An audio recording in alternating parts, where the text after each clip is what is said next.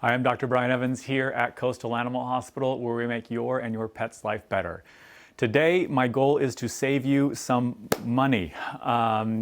And that's because you can go to these pet stores, and there's various ones around, and you can buy these tests. And there's genetic tests you can buy, but one I'm going to focus on today is the food allergy test that you can do, where you can buy this kit, swab your dog's cheek, and take some hair samples and send it in. And then magically it'll come back and it'll tell you what your dog is allergic to. Because I get people who are asking me about this and they say, oh, I know what my dog is allergic to. They're allergic to XYZ, chicken or whatever. And I'll ask them how they know that, and it's because they sent in those samples to the lab. And these tests cost hundreds of dollars. The one locally here is $100. There's another one online for like $250. They're not cheap. So the question is, why are we sending these in? Are they good or are they bogus? And there's a great study that came out which really eloquently proved this, proved whether or not it is an effective test. And so what they did is this study took dogs, normal dogs, they took allergic dogs, they took a cat, and they sent in samples to the lab, both the hair and the saliva samples, just like normal. The thing is they also did is they took in fake animals. They took in animals that were just little stuffed animals that were bought from the store, brand new, never been into a house, and cut off some of these samples and send those in as well, along with sterile saline that is just water, that has nothing else in it. And sent those to the lab as well, just see what would happen. And they sent in a good number of them from various parts of the country, all over, and into the company. And lo and behold, when they got all the samples back, everything had allergies. Both the normal dogs, the allergic dogs, the cat, as well as the stuffed animals also had allergies. So it really clearly showed that even sterile saline, even these stuffed animals are getting results. And so they're probably not trustworthy. The thing that I really like what the study did as well is then they took those same dogs and then sent in another sample on top of it, and then got those results back. And they were totally different.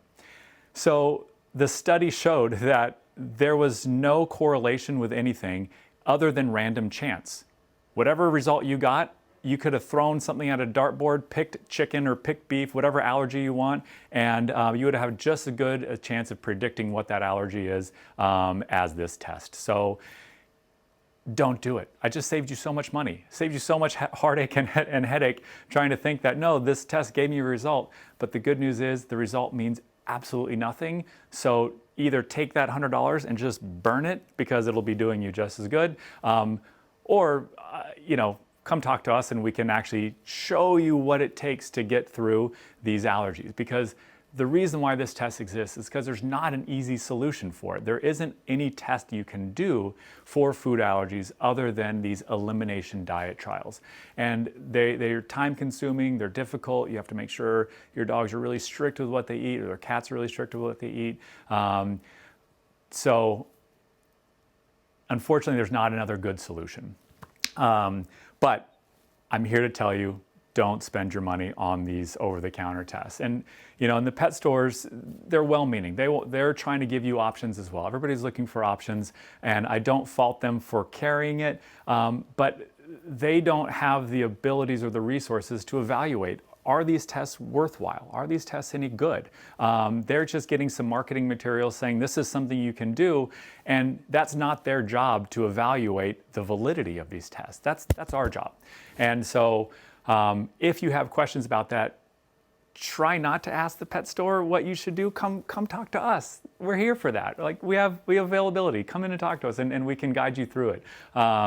So that's something to just keep in mind as your pet is having issues. And there's a couple of these companies that are out there. So just avoid all of them. If you're seeing any tests for veterinary care or health care, or even if you're looking for nutrition advice, come in and talk to us because we can help dispel the myths that you're seeing. We have a lot of other really good blog posts on pet foods and other just kind of myths that you'll find on the internet. And so peruse through there. But we'd love to see you and talk to you about it in detail if you do have more questions about it.